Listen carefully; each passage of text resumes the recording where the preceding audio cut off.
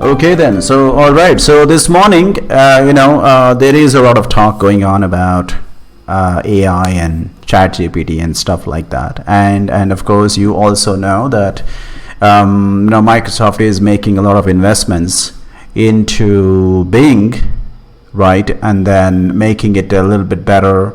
Obviously, most people don't use Bing. I use Bing all the time. I've been using it since like 10 years. Way back when Microsoft had this Windows Phone, Microsoft had this Windows Phone. There was something called Windows Phone in the olden days, and I actually have a I have a let me just show that to you. So I actually have a, where is that? Yeah, I actually have an award from Microsoft.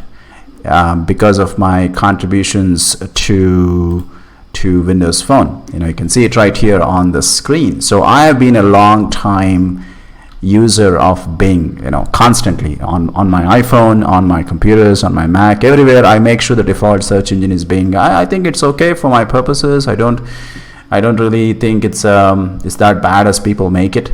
But anyway, so for whatever reasons, Google is a monopoly and everything. So this month, for the last few weeks, really, Microsoft has been making a lot of investment into, ChatGPT company, OpenAI. Microsoft has been making a lot of investment. You can see that right here.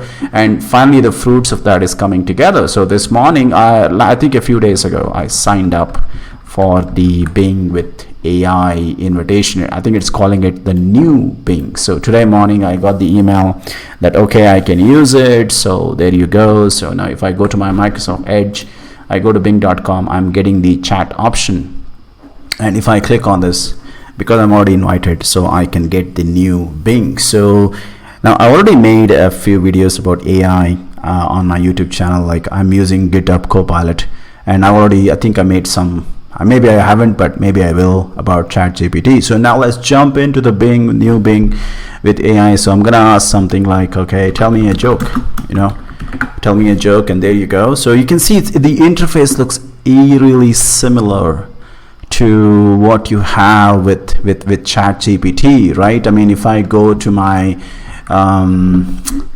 Firefox here, and if I go to ChatGPT and I go here, so and if I say try, and I try to log in with, and there you go. If I say, you can see here, right? You can see the interface looks pretty much identical. So I don't think they're trying to hide the fact that this is like, okay, it's the direct integration with ChatGPT. I don't think they're trying to hide it. So if I say tell me a joke here on the right side, I should probably get something similar. You have like a waiting line, and then you can see that, okay, so there you go. You can see it is almost similar, right? The interface looks almost similar. So now let me try something else, like fix this grammar. I wake this morning down. So let me see if this works. So I can say fix this grammar, and let me see what happens.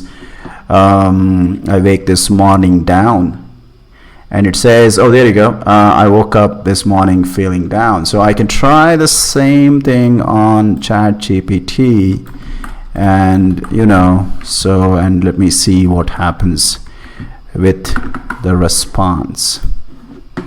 So I think I should get sure, I can help you fix the grammar. And even the sentence is the same thing. Look at that. Sure, I can help you fix the grammar. There it is. Sure, I can help you fix the grammar. And the answer is, I woke up this morning feeling down. And it says, I woke up this morning feeling down. Is this the corrected sentence? It's giving me a little bit more explanation and stuff like that, but I you can clearly see that the backend is essentially the ChatGPT API. So I'm not surprised though. I mean, why would the answer be different? I mean, Microsoft did make a big deal about this investment, like every other company in which makes a big investment. Microsoft definitely made a big deal about this. So we can see that the Bing search engine is powered by ChatGPT. The interface is more user friendly. I mean, it still looks like what do you call it, like a product demo. It doesn't look like a finished product to me. I think that is why it is invite only. There's a feedback button and everything, but otherwise the experience will be similar to doing something with ChatGPT. So like for example, I'm always interested in theology, so tell me about theology,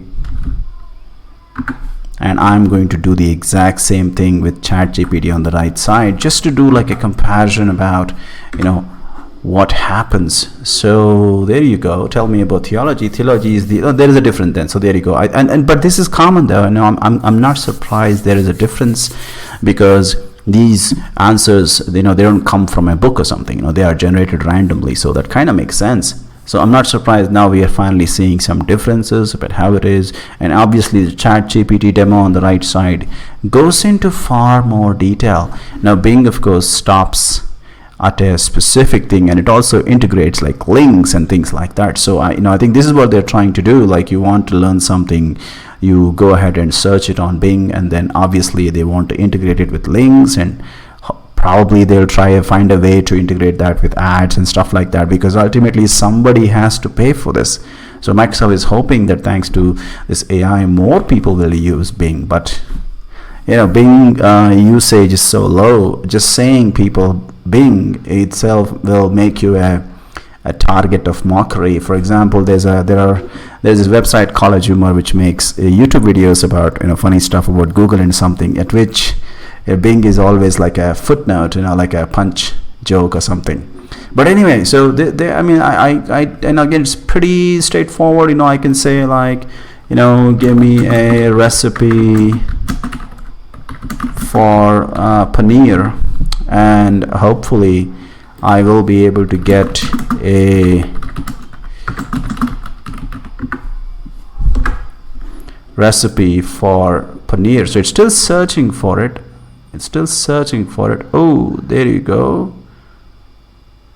All right, okay. Both of them competing with each other, so giving slightly different steps. It's all right. It's good.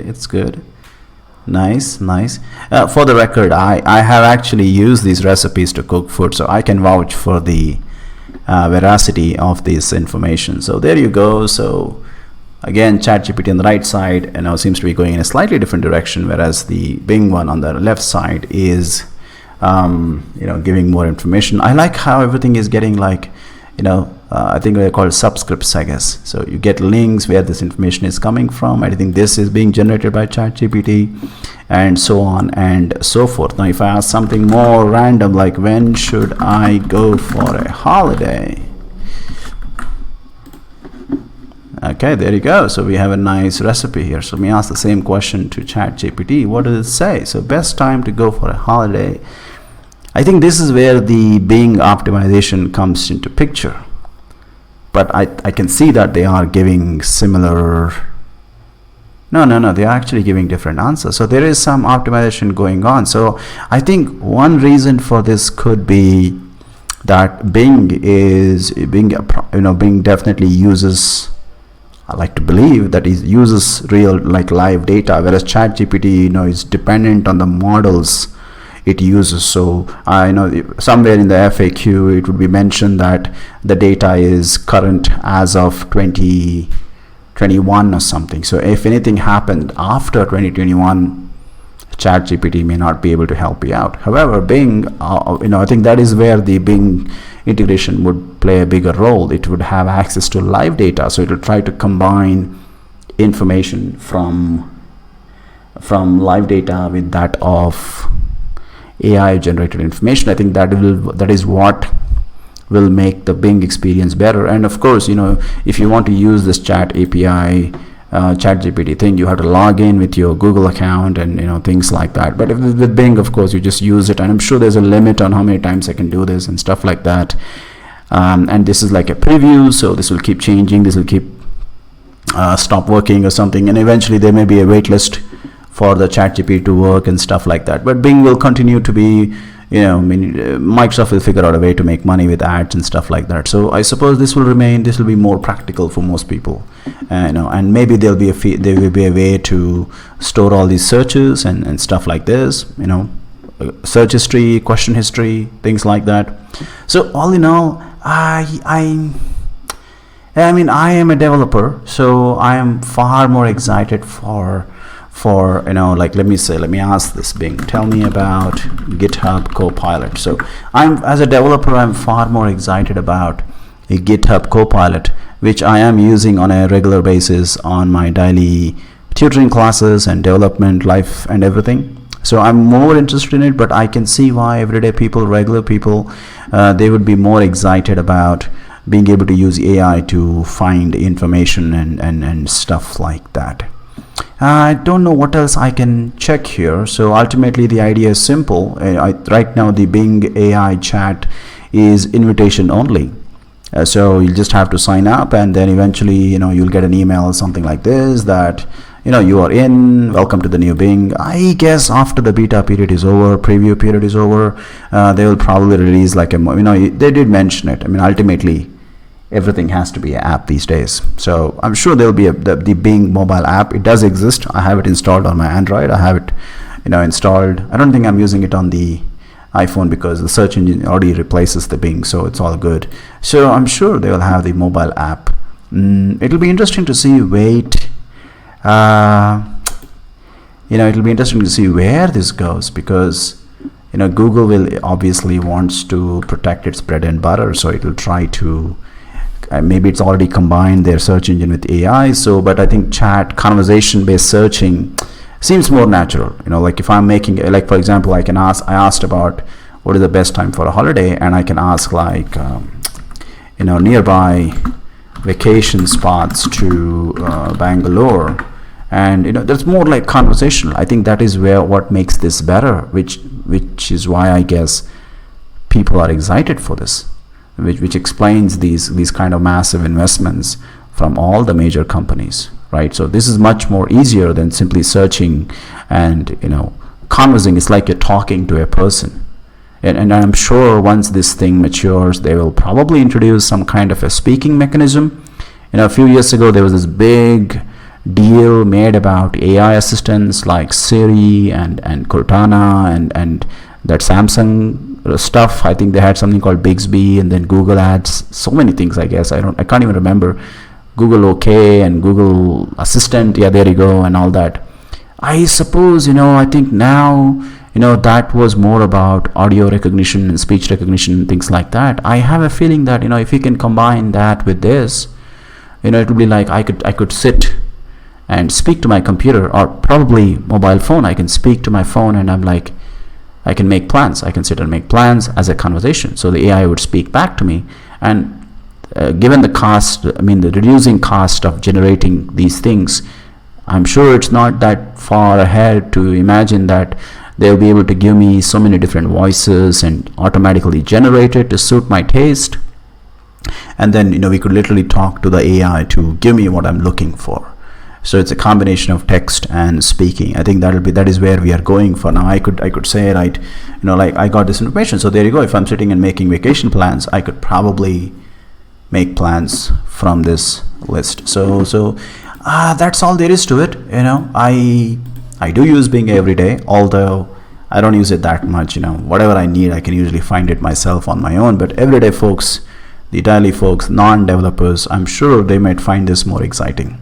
And with that, I'm going to end this video right away. All right, thanks.